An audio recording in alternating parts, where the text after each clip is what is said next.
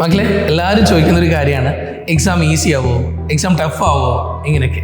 എനിക്ക് നിങ്ങളോട് പറയാനുള്ള ഒരു കാര്യം, എക്സാം എന്തായാലും ശരി, നിങ്ങൾ ഇത്രയും കാലമൊക്കെ എഴുതിയേക്കുന്നതിലും ഏറ്റവും നല്ലൊരു എക്സാം ആയിരിക്കും നിങ്ങൾ എഴുതാൻ പോകുന്നത്. അതിൽ തന്നെ ഞാൻ എൻ്റെ സൈഡിൽ നിന്നുകൊണ്ട് നമുക്ക് തോന്നുന്നത് പറയാം, ഇത് ചിലപ്പോൾ ശരിയാവാം, തെറ്റാവാം.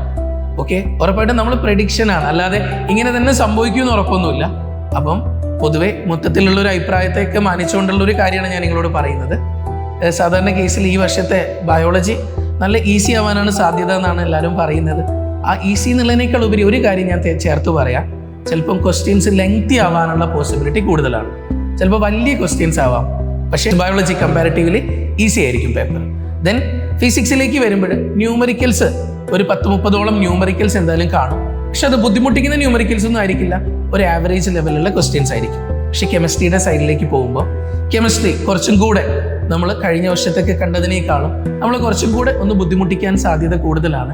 കെമിസ്ട്രിയിൽ നമ്മൾ ഫിസിക്സിലോ ബയോളജിയിലോ ഉള്ളതുപോലെയല്ല, കെമിസ്ട്രിയിൽ കുറച്ച് ക്വസ്റ്റ്യൻസ് എങ്കിലും നല്ല നിലവാരമുള്ള ക്വസ്റ്റ്യൻസ് നമുക്ക് പ്രതീക്ഷിക്കാം. അപ്പം ഒരു കാര്യം ഞാൻ തീർത്ത് പറയാം, കഴിഞ്ഞ നീറ്റ് എക്സാം പോലെയല്ല, അതിനേക്കാളും ഒരു പൊടി മുകളിലായിരിക്കും നമ്മുടെ ഈ വർഷത്തെ ക്വസ്റ്റ്യൻസ് നമുക്ക് പ്രതീക്ഷിക്കാം. പക്ഷെ അത് വിചാരിച്ചിട്ട് അത്രയും ടഫ് ആവുന്ന പേപ്പറോ അല്ലെങ്കിൽ NCERTക്ക് പുറത്തേക്ക് പോകുന്ന പേപ്പറോ ഇങ്ങനൊന്നും ആയിരിക്കില്ല കേട്ടോ. നിങ്ങൾ അതൊന്നും ഓർത്ത് ടെൻഷൻ ആവണ്ട. ഇനിയുള്ള സമയത്ത് പ്രീവിയസ് ഇയർ ക്വസ്റ്റ്യൻസ് ഒക്കെ നന്നായിട്ട് നോക്ക്. അത് നോക്കുന്ന സമയത്ത് നിങ്ങൾ ഇതുവരെ പഠിച്ചതും നിങ്ങൾക്ക് അറിയുന്നതും തന്നെ നിങ്ങൾ ആ പ്രീവിയസ് ഇയറിൽ കാണും. അപ്പോൾ തന്നെ ഒരു കോൺഫിഡൻസ് വരും. മക്കളെ, പ്രീവിയസ് ഇയർ എന്തായാലും നോക്കിയിട്ടേ പോവും. ഒരു 5-6 വർഷത്തെ പേപ്പറെങ്കിലും ഒന്ന് നോക്ക്. ഒരു കാര്യം ഉറപ്പാണ്, നിങ്ങളുടെ കോൺഫിഡൻസ് ഭയങ്കരമായിട്ട് ബൂസ്റ്റ് ചെയ്യപ്പെടും.